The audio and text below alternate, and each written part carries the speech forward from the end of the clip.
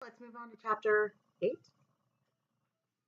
The next morning began with a colorful and lengthy sunrise, which Sunny saw from her hiding place at the bottom of Nevermore Tree. It continued with the sounds of awakening crows, which Klaus heard from the library in the barn, and followed with the sight of birds making their familiar circles in the sky, which Violet saw just as she was leaving the inventing studio. By the time Klaus joined his sister outside the barn and Sunny crawled across the flat landscape to reach them, the birds had stopped circling and were flying together uptown. And the morning was so pretty and peaceful that, as I describe it, I can almost forget that it was a very, very sad morning for me. A morning that I wish I could strike forever from the Snicket calendar. But I can't erase that day any more than I can write a happy ending to this book for the simple reason that the story does not go that way. No matter how lovely the morning was or how confident the Baudelaires felt about what they had discovered over the course of the night, there isn't a happy ending on the horizon of this story any more than there was an elephant on the horizon of VFD. "Good morning," Violet said to Klaus and yawned. "Good morning," Klaus replied. He was holding two books in his arms, but nevertheless he managed to wave at Sunny, who was still crawling towards them. "How did everything go with Hector in the inventing studio?" "Well, Hector fell asleep a few hours ago," Violet said, "but I discovered a few small flaws in his self-sustaining hot air mobile home. The engine conductivity was low due to some problems with the electromagnetic generator Hector built. This meant that the inflation rate of the balloon was often uneven. So I reconfigured some key conduits.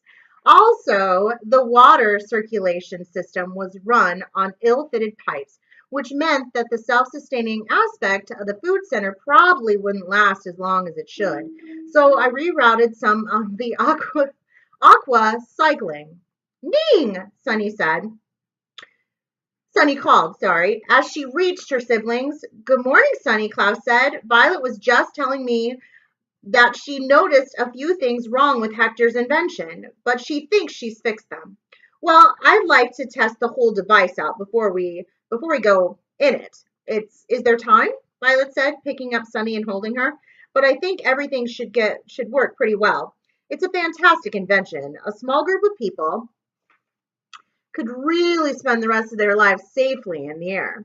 "Did you discover anything in the library?" "Well, first I discovered that books about VFD rules are actually quite fascinating," Klaus said. "Rule number 19, for instance, clearly states that the only pens that are acceptable within the city limits are ones made from the feathers of crows. And rule number 39 clearly states that it is illegal to make anything out of crow's feathers. How can the townspeople obey both rules at once?" "Maybe they don't have any pens at all," Violet said, "but that's not important. Did you discover anything helpful in the rule books?" "Yes," Klaus said, and opened one of the books he was carrying. "Listen to this. Rule number 2493 clearly states that any person who is going to be burned at the stake has the opportunity to make a speech right before the fire is lit. We can go to the Uptown Jail this morning and make sure Jock gets this opportunity. In his speech, he can tell people who he really is and why he has the tattoo." "But he tried to do that yesterday at the meeting," Violet said. "Nobody believed him. No one even listened to him." "I was thinking the same thing," Klaus said, opening the second book, "until I read this." "Tohi," Sunny asked, which meant something like, "Is there a rule that clearly states that people must listen to speeches?" "No," Klaus replied. "This isn't a rule book. This is a book about psychology, the study of the mind." It was removed from the library because there's a chapter about the Cherokee tribe of North America. They make all sorts of things out of feathers, which breaks rule number 39. "That's ridiculous," Violet said. "I agree," Klaus said, "but I'm glad this book was here instead of in town because it gave me an idea. There's a chapter here about mob psychology." "Was they?" Sunny asked. "A mob is a crowd of people," Klaus explained, "usually an angry one. Like the townspeople and the council of elders yesterday," Violet said, "in town hall. They were incredibly angry. Exactly, Klaus said. Now listen to this. The middle Baudelaire opened the second book and began to read aloud. The subliminal emotional tenor of a mob's unruliness lies in solitary opinions expressed emphatically at various points in the stereo field. Hmm. Tenor, stereo, Violet asked. It sounds like you're talking about an opera.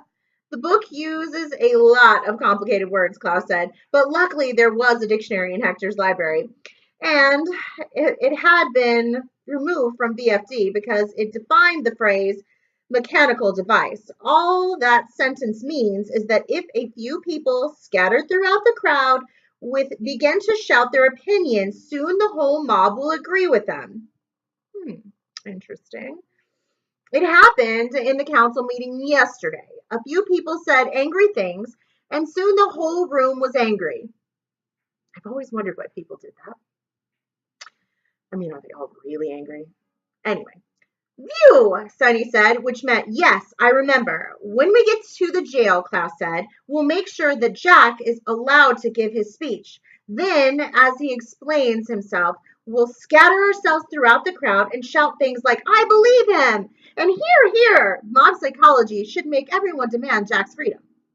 Do you really think that will work? Violet asked. Well, I'd prefer to test it first, Klaus said, just like you'd prefer to test the self-sustaining hot air mobile home. But we don't have time. Now, Sunny, what did you discover from spending the night under the tree? Sunny held up one of her small hands to show them another scrap of paper. Couplet. She cried out triumphantly, and her siblings gathered around to read it. The first thing you read contains the clue, an initial way to speak to you. Good work, Sunny, Violet said.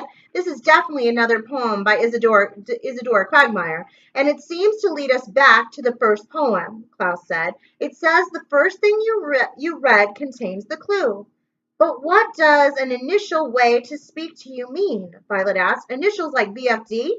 Maybe, Klaus replied, but the word initial can also mean first. I think Isadora means that this is the first way she can speak to us through these poems.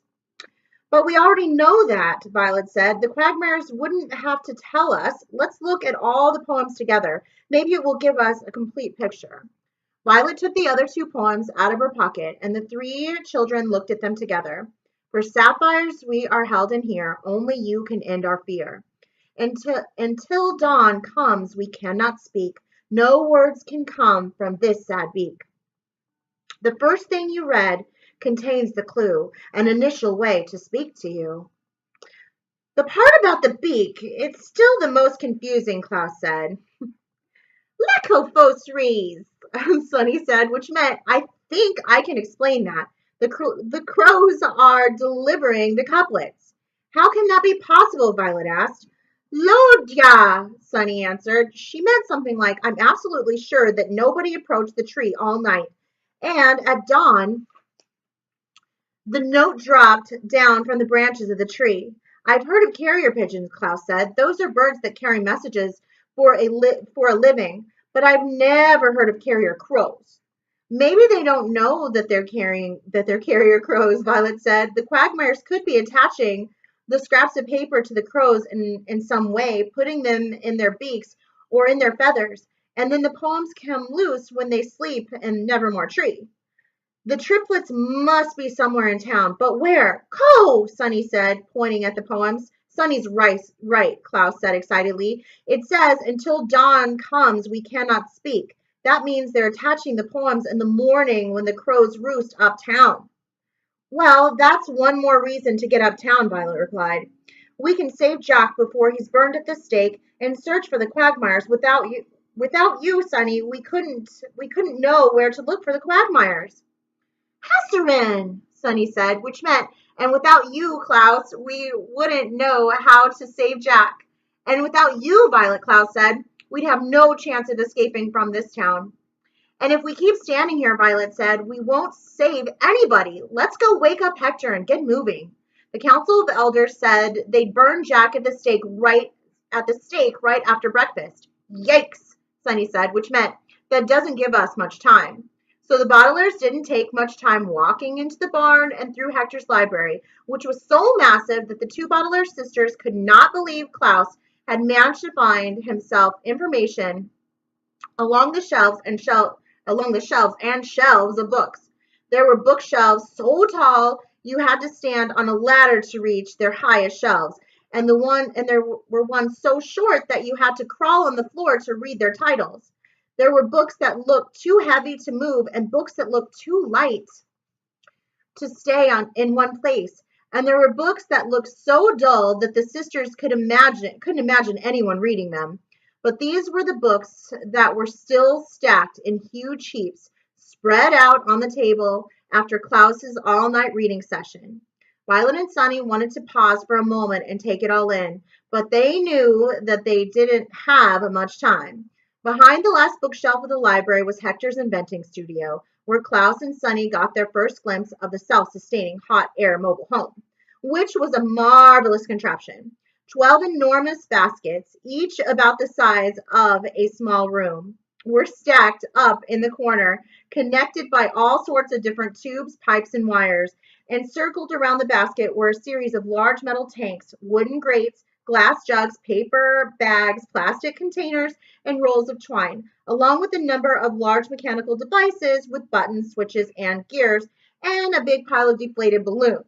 The self-sustaining hot air mobile home was so immense and complicated that it reminded the two younger Baudelaires of what they thought of when they pictured Violet's inventive brain, and every piece of it looked so interesting that Klaus and Sunny could scarcely decide what to look at first. But the Baudelaires knew that they didn't have much time. So rather than explain the invention to her siblings, Violet walked quickly over to one of the baskets, which Klaus and Sunny were surprised to see contained a bed, which in turn contained a sleeping Hector. "Good morning," the handyman said when Violet gently shook him awake. "It is a good morning," she replied. "We've discovered some marvelous things. We'll explain everything on the way uptown." "Uptown," Hector said, stepping out of the basket. "But the crows are roosting uptown. We do the downtown chores in the morning, remember?" "We're not doing any chores this morning," Klaus said firmly. "That's one of the things we need to explain." Hector yawned, stretched, and rubbed his eyes, and then smiled at the three children. "Well, fire away," he said, using a phrase which here means begin telling me about your plans. The siblings led Hector back through his inventing studio and secret library and waited while he locked up the barn. Then, as they took their first few steps across the flat landscape towards the uptown district, the Baudelaire orphans fired away.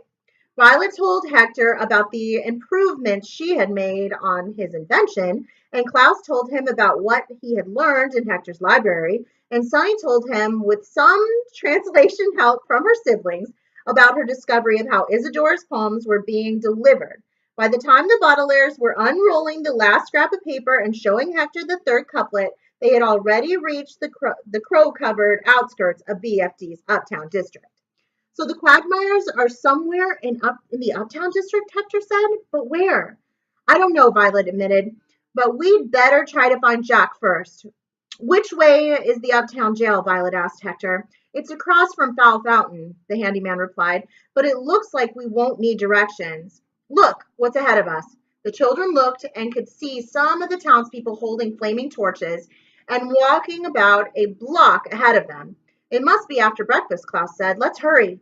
The Baudelaires walked as quickly as they could between the muttering crows roosting on the ground, with Hector trailing skittishly behind them, and soon they rounded a corner and reached Foul Fountain, or at least what they could see of it.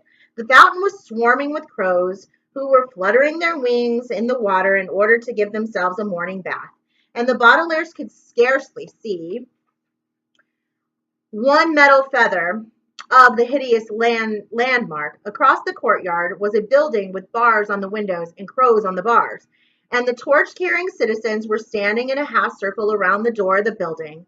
More of BFD citizens were arriving from every direction, and the three children could see a few crow-hatted members of the Council of Elders standing together and listening to something Miss Moreau was saying. "It seemed we arrived in the nick of time," Violet said. We'd better scatter ourselves throughout the crowd. Sonny, you move to the far left. I'll take the far right. Roger, Sonny said, and began crawling her way through the half circle of people.